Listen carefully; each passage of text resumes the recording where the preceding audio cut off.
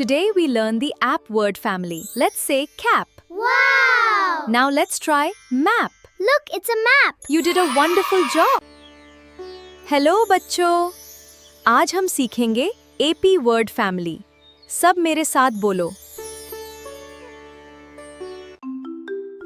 First, take the letter C and add AP. That makes cap.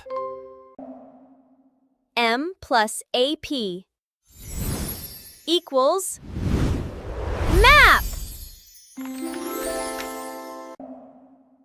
M plus AP equals map.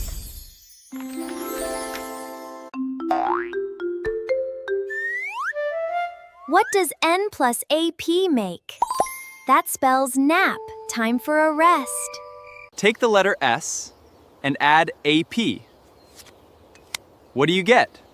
You get say P.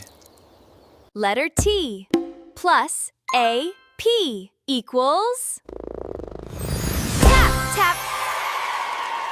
Tap, tap, tap. Nap, sap, tap.